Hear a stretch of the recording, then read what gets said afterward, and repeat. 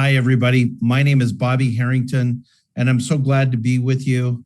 I'm here with my friend, Brandon Guindon, and we've come together to talk about his book that came out not too long ago called Disciple Making Culture, Cultivating Thriving Disciple Makers Throughout Your Church.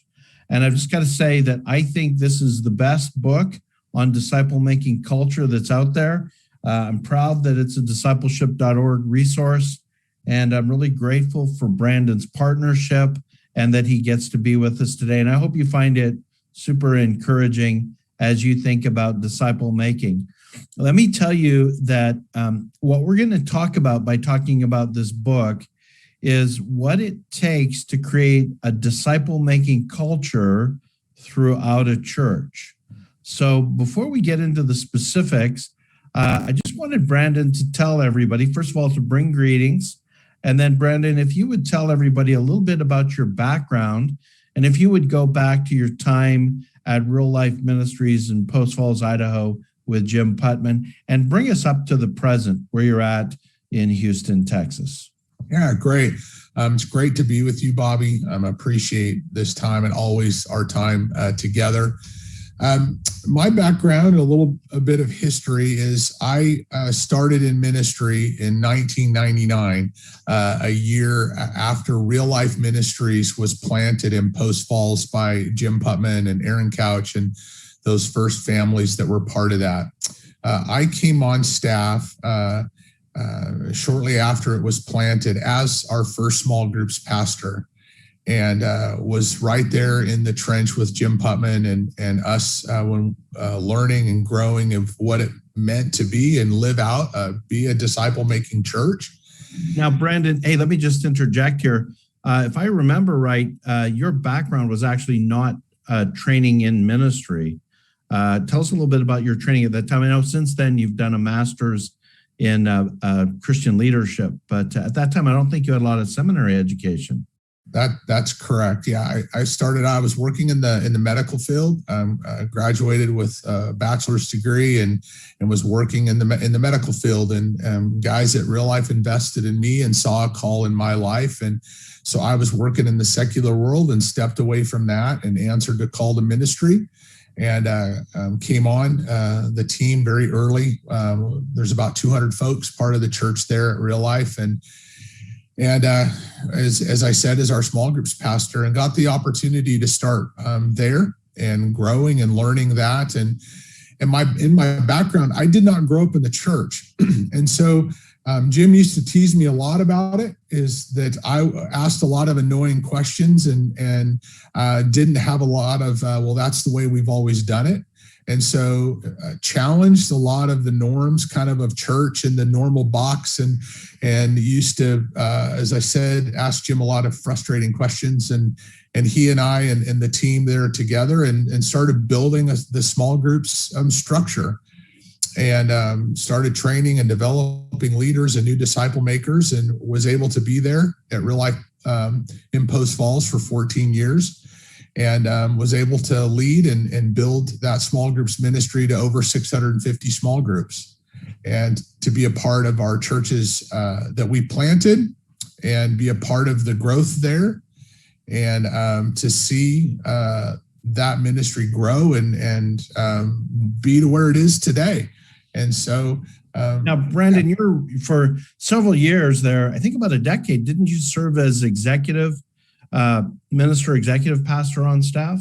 Yeah, it was about 7 years. So I spent the first 7 in small groups and then the next 7 as executive pastor and overseeing all of the disciple making parts of Real Life and being able to kind of take what Jim would vision cast or talk about from the pulpit and really put that into practical application and how we were living that out on staff and how we were teaching and training that not only in our volunteers, but also in the churches that we would help or work with. And so I've had most of my ministry life just hands-on in the trenches of building culture and making disciples myself and building systems and structures that support the disciple-making process. And so that's what the first 14 years of the ministry, my ministry life, was all about. Now, just a little bit of background. When Brandon was there, the church was studied by a lot of people. I, of course, became friends with Jim Putman about 15 years ago, and then the process became friends with Brandon and have just, watched the church and what it's done. And it was studied. Outreach Magazine and other churches would study it because it was so effective in a very short period, growing. I think originally it was like 8,000 after 8 years or something like that, all built around Jesus-style disciple making. And so Brandon was a part of that. And then Brandon, walk us through leaving Real Life Ministries and ending up in Texas, and tell us the story there. I really sensed God was bringing my time there at Real Life to a close because God was doing and growing and pushing some things in me, and felt a call to plant a church.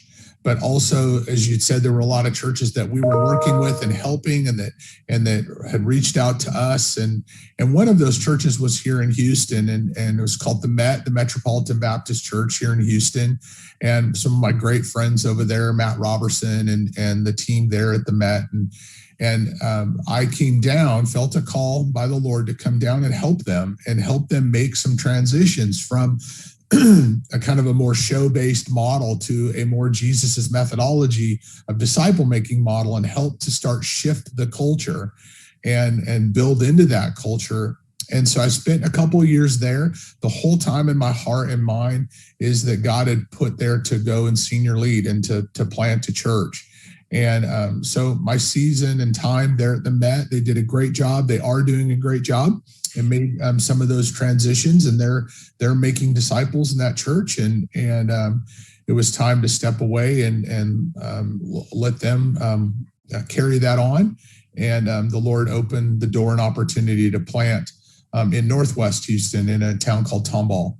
And so my wife and I and several others were praying and meeting in the backyard, and started with a small group and making disciples, and that continued to grow, and God added to it. And we eventually launched Real Life Texas.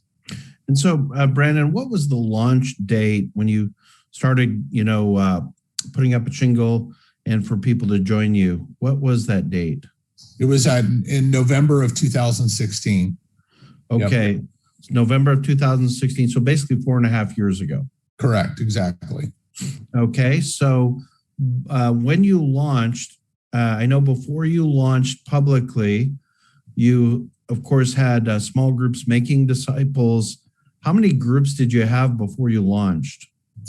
We had about 8 small groups, and we were about 80 to 100 folks when we launched our first service. Okay.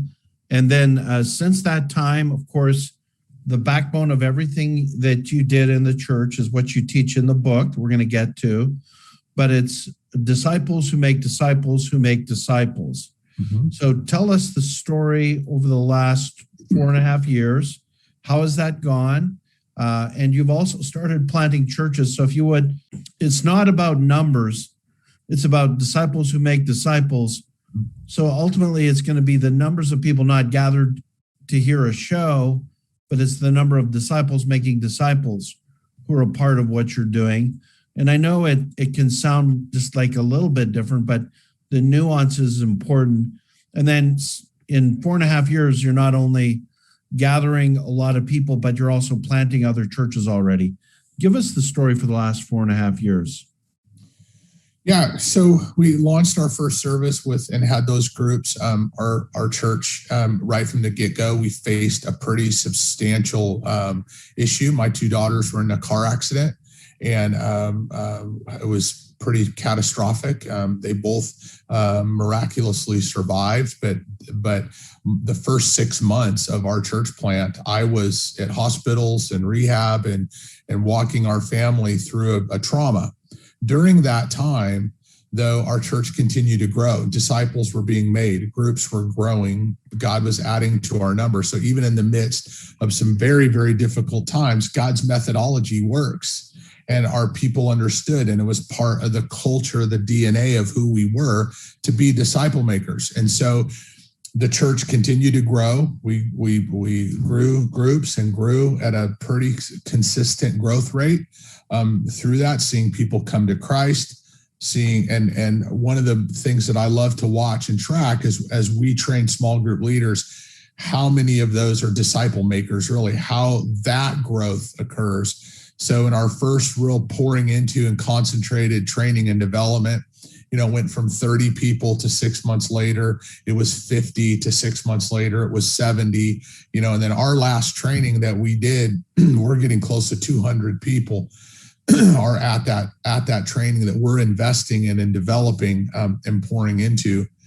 And so now, after 4.5 years, even through COVID, our churches, our 2 Sundays ago, we were at 1,100 people and getting close to 80 small groups now. And so it's continuing to grow and continuing to make disciples. And we were able to launch and plant some churches in 2020. And those churches are doing great, and they're making disciples as well. And so through the last 4.5 years, it's been a heavy, just commitment to living out and maintaining a culture of disciple making, and watching this continue to grow. Well, the good news for everybody who's wanting to learn more about your experience, both at Real Life in Post Falls and there with the plant at Real Life, Texas, is that this book that you've written on disciple making culture. So you had a burden from the beginning. Full disclosure, I've been a part of encouraging Brandon to write the book, but you had a burden on it, and you actually came to me with that burden to write this book. So tell us about that. Yeah, the burden was, over these years of having so many conversations with different pastors, leaders, just elders, staff in the church. And so often people saying, I've never been discipled. I don't know how to make a disciple. And there's so many great resources out there, but it always being approached from a perspective of kind of programmatic thinking, and helping people understand that disciple making is a lifestyle. It's who you are, and that culture has to start with you, and that you're living that out. But it's also the burden of helping people understand that disciple making has to be rooted in love for God and love for each other, and growing in that love for God and love for each other. And so the burden for me was to give very clear, practical stories, practical examples, not theory, things that I've learned, successes, failures, about building this culture, and a culture that reproduces disciples that can make disciples, all rooted from a biblical foundation, and understanding the byproduct of this is being love for God and love for others. And so that burden just had become overwhelming to me because of so many conversations with pastors that felt like either they had kind of missed it, or that they couldn't ever do it, or how do we change this system? If we're going to plant a new church, where do we begin? And to really give just a practical, clear, hey, here's what I've experienced over 20 years. Here's what the scriptures have taught me. Here's what I've seen in the scriptures of what Jesus did, and what we can do today, and how to live that out. And so that was the burden behind writing that book, and to really kind of be a coach or a motivation, or to tell pastors, leaders, you can do this. Yeah. And it starts with you. Well, Brandon, let's start there. When you're guiding people, and we're going to go through the 4 key components of a disciple-making culture, which is consistent with all the trainings that Brandon and Jim Putman and the Relational Discipleship Network make. But, it's the biblical foundation is number 1. We're going to come back to that. Intentional leader, a relational environment, and a reproducible process. Now, before we get into systemically and culturally, leading a church to be that way, it's got to start with you as the individual. So can we start there? Can you start with what does it mean to, say, start a disciple-making culture? If I'm listening to this, maybe I'm leading a ministry, maybe I'm leading a church. How does it start with me? Like, what would you coach me to do personally first? Yeah. So I would say the first part is in your own abiding in Christ and spending time with the Lord in prayer and fasting, and to start to look at who has God put immediately in your life, whether it be somebody on your staff or whether it be involved in your ministry. Who are the people that are closest around you, your own family, your spouse, your kids, of whatever that context looks like for you. If you are leading a small group, whatever that is, those people that are immediately there, and begin to ask some critical questions. Am I walking with those people similar to the way in which Jesus walked with his disciples? Am I doing life with them? Do I know them? Do they know me? Am I transparent and honest with them? Are they transparent and honest with me? Are we applying the scriptures to everyday life? Are we studying the scriptures together? I would take an inventory of your own life, being as honest as you can, accurately assessing yourself and going, am I living this out with those that are immediately around me? And I'm telling you, Bobby, you and I have talked about this. I can't tell you how many pastors I've talked to that don't have that kind of a relationship with their elders or their staff or the people that are closest to them. They don't really know each other. Yeah. And I go, how in the world could we ever go beyond your question to the church and building any kind of disciple-making movement at all if we don't have an abiding relationship with Christ and an abiding relationship with each other? That Jesus doesn't separate those two. If we're abiding in him, we need to abide in relationship with those that are the closest to us. And I think that's the starting place.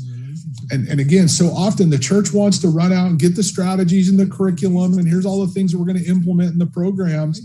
And I go, hold on, back that way up and ask some critical questions about yourself and your own life and start there, because we cannot give something to people that we don't have ourselves. And that's the starting place of that. And that's biblical. That is starting from a biblical based foundational place that you yourself are being a disciple maker first.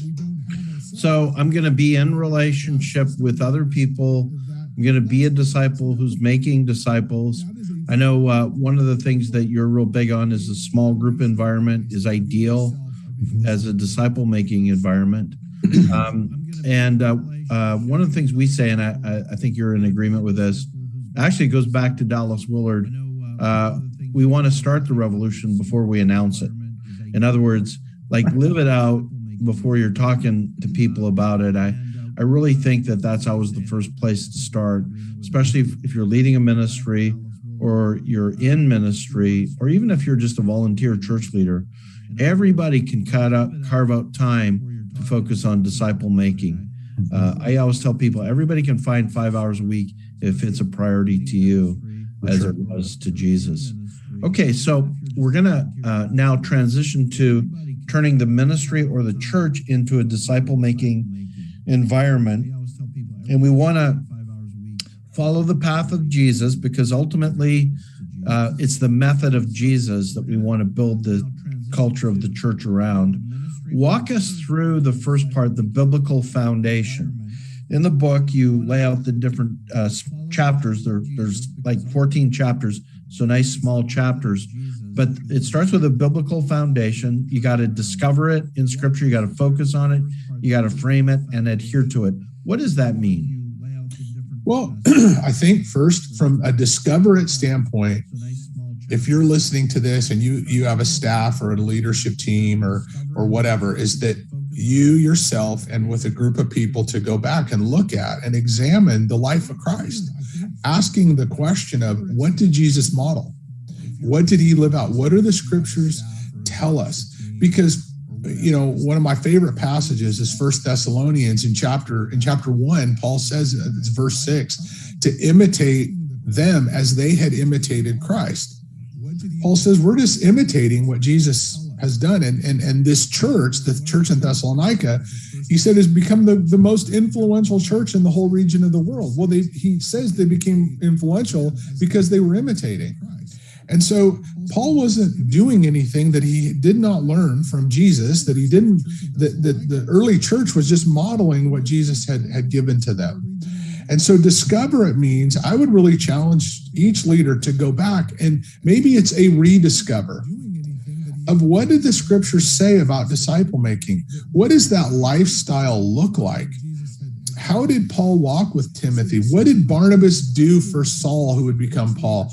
What did Jesus model to Peter, to the 3, to the 12? What were all of those things to go back and discover this process that Jesus calls us to go live out, that he says in John chapter 17, I've completed the work that you sent me to do. He says that before going to the cross, that he's completed. He finished a process of which he started by saying, come follow me, I'll make you a fisher of men. The disciples followed him. Jesus created and lived out in this culture that he turned them into fishers of men that they then went and were willing to die for.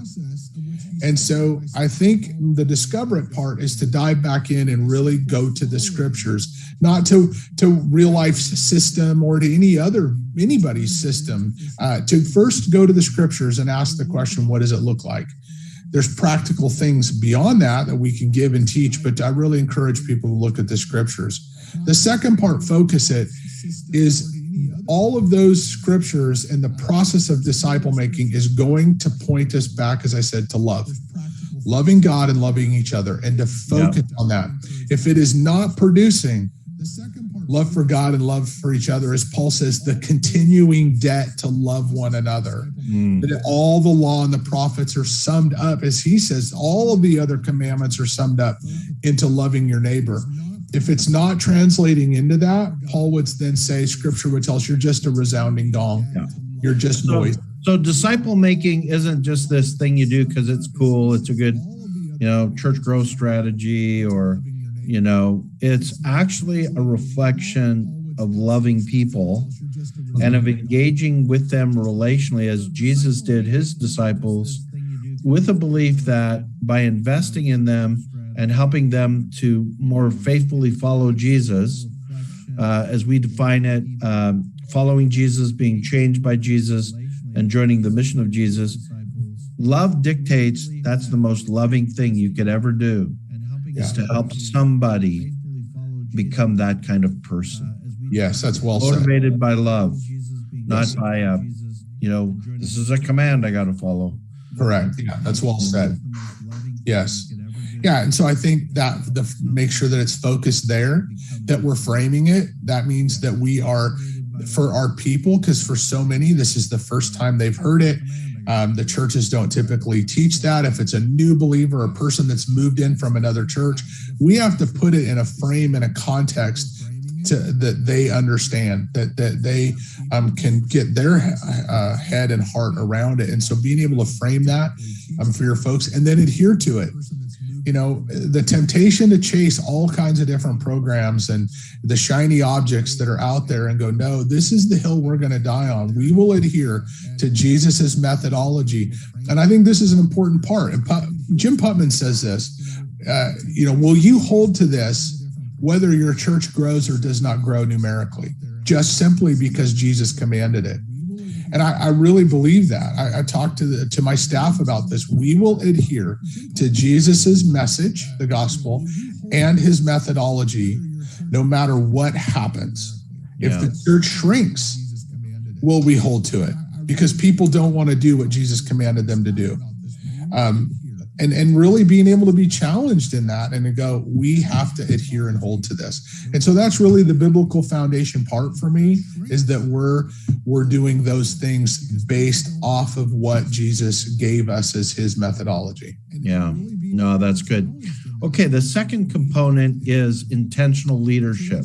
So you want a biblical foundation. Okay, we want to be disciples who make disciples. It's actually being more like Jesus. It's based on love. And we're going to really hold to Jesus' method as well as Jesus' message. How does an intentional leader, why is that such an important thing? Yeah, I think it goes back to what we're talking about, starting with you personally, and that you live it out. It's who you are. It's not what you do, and it continuing to be more and more and more of who you are.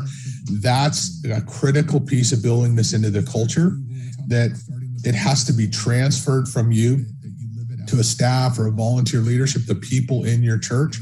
So that only happens by when we choose to live it out. I just refuse to preach or talk about something that I myself am not doing. I'm not going to ask my staff to lead a small group and make disciples if I myself am not doing it. I'm not going to plant a church if I'm not making disciples here at this church. I don't have the right to send anybody else to go do something that I'm not doing. And so we live it out as a lifestyle. And then finding every way possible within our church to communicate it, whether it be from the pulpit, whether it be in print media, whether it be relationships here in our small group curriculum, our membership classes, our trainings, everything that we do, we're communicating this culture of being disciple makers at every chance that we get. And I think a lot of times in church, we have so many different things going on that it gets lost in a lot of noise. And to have it be your culture, it has to be the one thing that we do. You have to bang that drum over and over and over. And even if it gets boring, you got to keep banging the drum, because there's always somebody new that's hearing it for the first time, or there's leaders that have forgotten it, and you have to say it again. So that's the communication part. And then finally is to prune and be able to look into your culture, into the culture that you have, and go, what are things that we have that are unhealthy, that don't lead to disciple making, that actually hinder or are a cost? And we need to cut some of that away.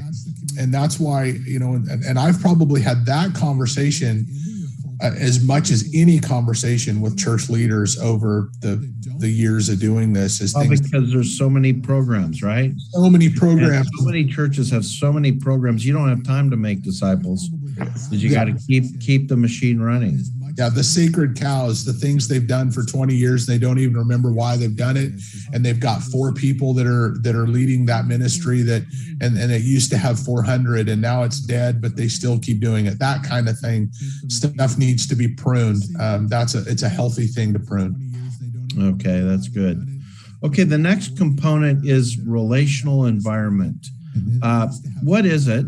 Like you say, you got to create it, you got to fight for it, and you got to model it. What do you mean relational environment? Yeah, so if we go back and build off of the biblical foundation, and if I'm being an intentional leader, I'm living this out, and I'm communicating it and all of that, then I look at this environment that Jesus modeled, and I have to create a similar environment, an environment to where it's transparent and honest. It's an environment of where people feel safe and could be welcomed in and a part of, and that we are living and doing life together. It is a relational environment so that we get to know each other's story. We can, one of the chapters I have in there is to fight for it. That means that when there's conflict, that we're going to fight for our relationships. We're going to fight for this, to hold to this process, and we're going to love each other through it. That requires an environment, a relational environment, to where we can actually have those disagreements and to be able to fight for that. And that is something that needs to be modeled, of how you live this out. And the relational environment needs to be modeled, because very few people have ever seen it. They desire it. They want to be welcomed, loved, cared for, it to be transparent, it to be modeled for them and all of those things, but they don't know what it looks like. Yeah. Let's talk about that just for a second. I want to pause on that, because in my observation, this has been one of the most difficult parts of seeking to be a relational discipleship church. And here's what I mean by that. If if we are a part of a program church, and typically a program church is a church that draws its people and organizes itself around the preaching, the praise and worship, and the programs. And so there's this real attractional, and people come in. In some churches, it more emphasizes the praise and worship. Most churches emphasize the preaching or the preacher, and then the programs, whether it be children's program or a student ministry program or, fill in the blank. The thing about that kind of church, and it's the dominant model in North America, is that you can have all kinds of things going on in your life personally, but they don't get brought up because oftentimes you're either passively consuming the preaching, praise, and worship and programs, or you're ministering, you're helping keep the machine going. And I don't mean to say machine because that sounds disparaging. You're keeping the programs going by volunteering. And so you're putting your time and your money and volunteering for the good things that are done. But the interior life where we're broken, because every one of us has a broken sin nature. And oftentimes in a program-based church, we're not dealing with our brokenness. But when we focus on relational disciple making, where we're in relationship, we're in these discipling relationships, and it's getting real practical about what it means to follow Jesus. And we're coming face to face with Scripture and with each other. When my brokenness comes out in the midst of your brokenness, it gets real messy. Like people get mad, people leave, people are inappropriate. Talk to us practically in a church like yours, how you engage that and encourage that and actually celebrate it. I go back to it starts with you as the leader. I try to be very transparent about my own life. From the pulpit, I talk about things that, if I had an argument with my wife, I share that my wife and I argue. I try to be an honest and transparent person, and try to be honest and transparent with my staff and encourage that we, that we're all just people that are broken, that have sin nature, that are trying to follow Jesus. And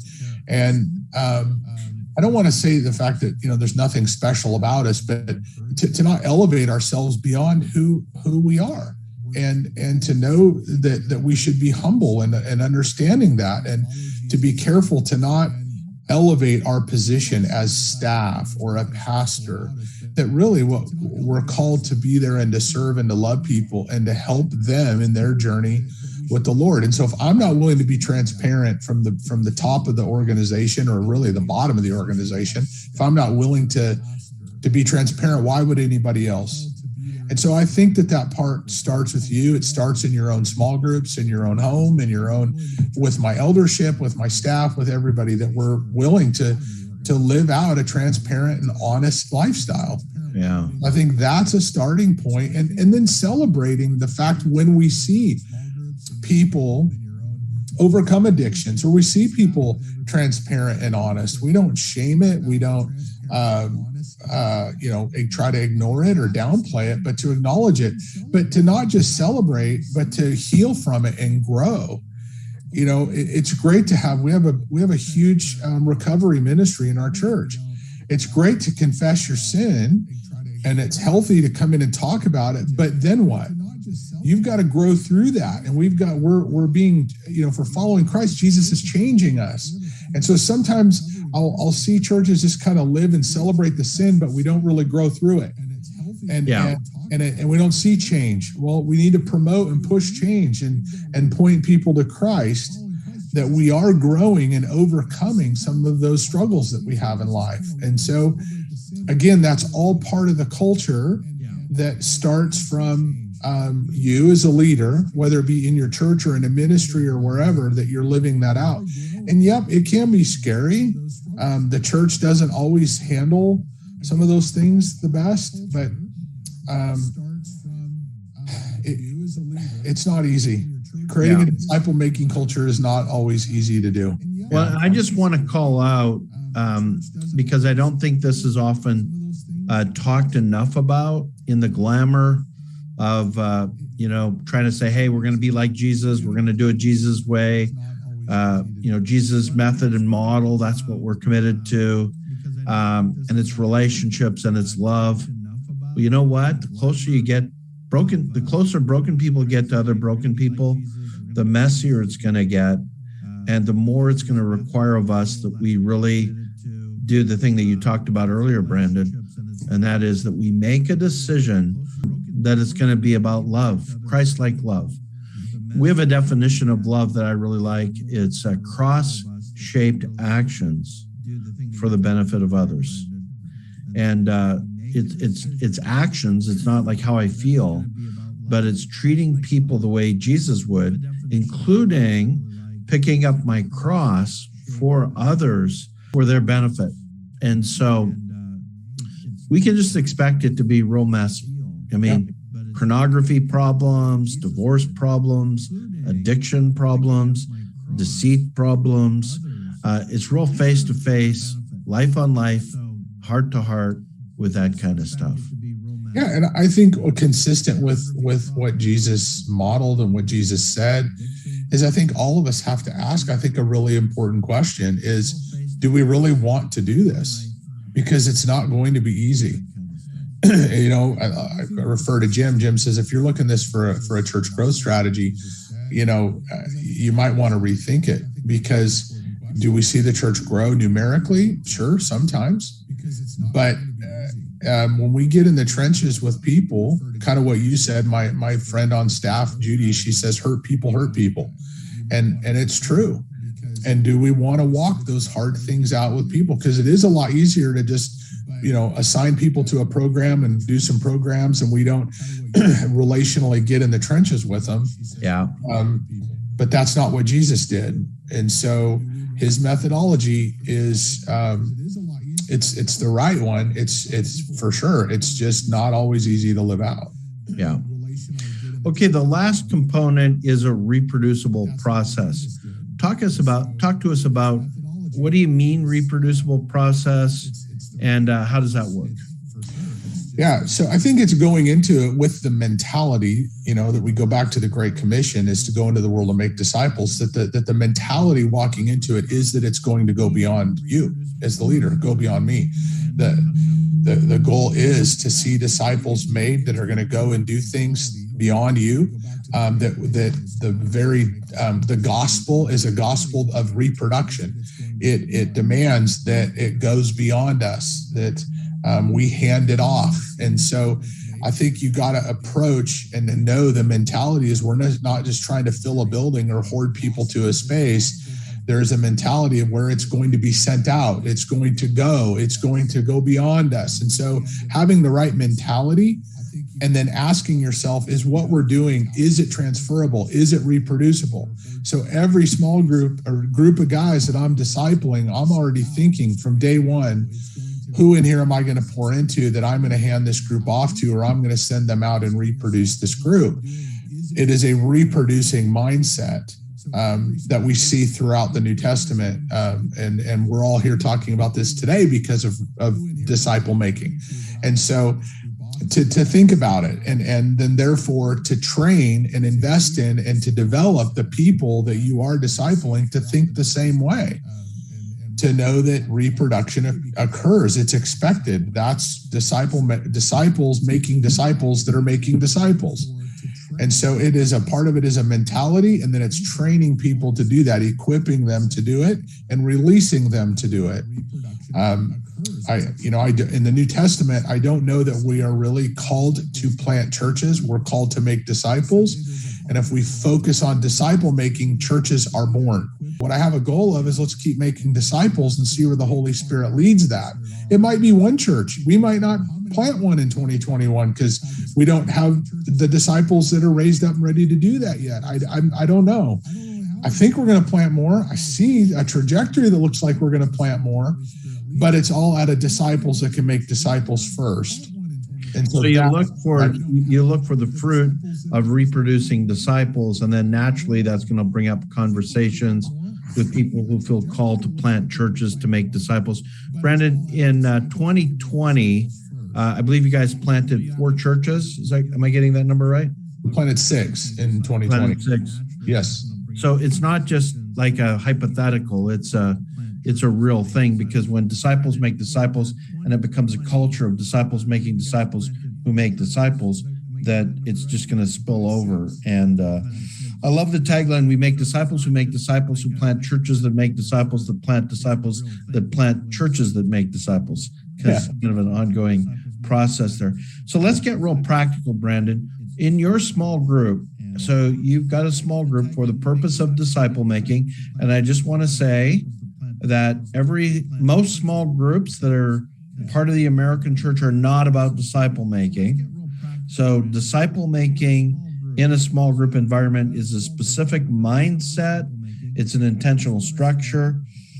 And as part of that, if you're wanting this reproducible process where people are going to go out and replicate what you've done with them, do you tell them that in the very beginning?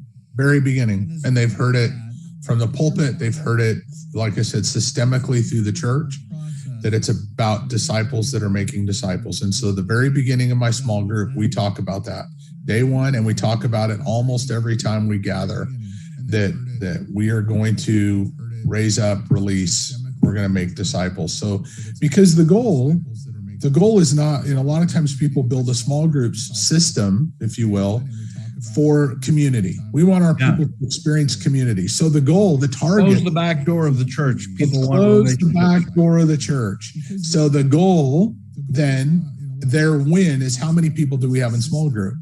That's the end goal. Oh, we've got whatever percent, or we've got 200 people in small group or whatever. And then we go, yay, we're winning. And to me, that's a good thing. It's a measurement along the way, but I wouldn't say that that's winning.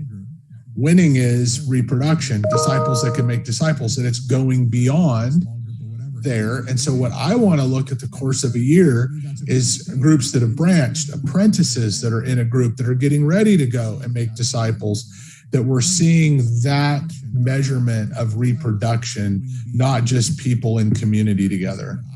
So if I'm in your small group and you've invited me to your small group, maybe you're just starting it, how do you tell me that the goal is to multiply? So I would start right out with, in my group, explaining this is the mission Jesus gave us. We're called to go make disciples. I would tell them, if you're in this group, you are a disciple of Jesus Christ. You're learning to be a disciple of Jesus Christ. We're going to, whatever the stories or curriculum or things that we're going to go through, this is a tool that we're going to use to go through and help you grow in your spiritual development and grow in your love for God and love for others. And so we're going to do life together. And we have, and I list them in the book, we go through guidelines. These are the guidelines of the group that are going to help us have a structure that we have in the group. And we go over those. And then as we meet, and I will say that the end goal of this is that each of you in this group are able to disciple someone else, that eventually you're able to take a group of people and disciple them. And I'll tell them, my goal isn't to keep all of you forever. My goal is to launch and to send you out and for you to do that for someone else. And so I tell them at the get-go, we're not going to be together forever. And it doesn't mean that we're not friends, that we don't do other things together, that we don't build relationship and go to a ball game together or whatever. But in this group, our goal is, yes, to be a community together, to love each other, to get to know each other, but the end goal is multiplication. So I will communicate that. I will vision cast it. When it happens, we celebrate it. We pray over it. We bless it. And we are, that's what we do. So if I'm in your small group, Brandon, how long typically before you're multiplying the group, or where you're leaving to start another one with somebody from the group, or how long does that take typically? Yeah, it's a great question. I would say that there's different, I have done all different facets of, I've branched it where we took half and half. I sent an apprentice with the group, and I kept I've done it where I have left my group with an apprentice, and then I went and planted a new one. I've done it where I've sent my apprentice and maybe one other out to start a new group. I've done all kinds of combinations of that. But the first branch is typically somewhere between 4 to 6 months after start, of where you've got somebody that's more spiritually mature. They've grown up, they understand, they're able to. I've had them apprentice in my group and watch them lead, and give them opportunities and being able to for them to lead and disciple others. I've had some take a year, but that's rare. But I would say probably the average is about 6 months, somewhere in there. Okay, so that's pretty rapid reproduction. What do you say to the people who say, man, we were just starting to become friends and all of a sudden this thing's multiplying? Mm-hmm. Yeah, so one is when we talk about, the real life training manual that I wrote with Jim and Avery Willis, and we put the wheel and talk about that growth process. It's very important to listen to what we call the phrases from the stage, what people are saying based on their growth, and understanding when someone says, man, this is my group, I don't want it to branch, we're just doing, to understand where they're at in their growth process, that it's about them and they're scared, and to walk with them, spend time with them, don't just dismiss it or make fun of it, and to walk with them and go, well, we're going to, and I will vision cast, this is the purpose of the group, what we're going to do, but we're going to still keep this group of people together. We're going to continue to do life together. And you kind of got to walk them through it. Peter and the other apostles struggled with some of the self-centeredness and focus and what about us and where are we going to sit and what's my job and who am I? There was self-centeredness, and it's going to happen, and that's okay. It's part of the process. And we communicate through it. We talk through it. And there's at times people are afraid, but we just hit it head on and navigate it and love people through it. And I don't have a clean, here's the prescription for it, because every time it's different. And you see similarities, and the way that I've seen to deal with it is to love people through it, talk, answer their questions, and keep those that are the most afraid with the core of the group, so they feel like they still have a group together. Yeah. Okay, good. Well, Brandon, I want to come back to one last question that I want to spend a little bit of time on, and that's the difference between having disciple-making strategies for your church and a disciple-making culture. In other words, what's the difference between going for a culture versus just, going for a strategy? But before I do that, I want to encourage everybody that they can get this book. Really good book. Want to encourage you to get the book, work through it with your team. So, Brandon, let's come as we close to this question on the difference between a church with a disciple-making strategy and a church with a disciple-making culture. What's the difference? Yeah, well, I have the quote in the book that Peter Drucker says, the culture will eat strategy for breakfast. A strategy is, a written or formulated method to go. It's more programmatic in how we're going to go do this, right? So if we were thinking of a sport, a strategy would be your game plan, okay, to go, defeat the opposing team. We're going to, here's our keys or our strategy to win. We got to run faster. We got to jump higher, and we've got to, that's the strategic approach. If you watch a boxing match, they'll give the strategies beforehand. Well, this boxer needs to do this, and that boxer needs to do that and that. Those are all the strategies. The culture is the atmosphere and the environment of the team, of how they live together. The culture is how the team functions and the values at which they live out together. That is what shapes and molds your culture.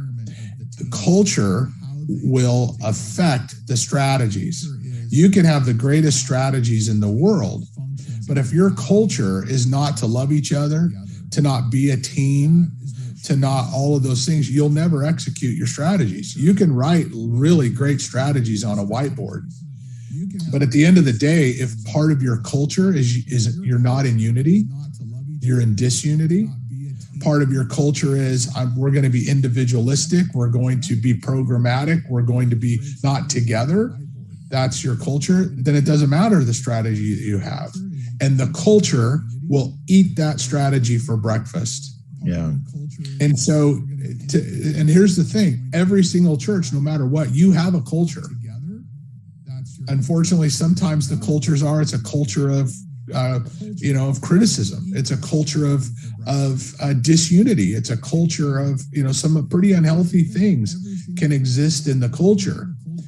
And so I think knowing the difference, we need to have strategies are good. We have strategic things that we do in our church, but it has to be driven by the culture, not in conflict with it, and allow the culture to permeate, support the strategy that you're implementing. And so I think it's important to separate the two. Oh, that's good. Well, super helpful stuff. Brandon, thank you for not only writing the book, but being somebody who lives it out and who's on mission and who's showing the way.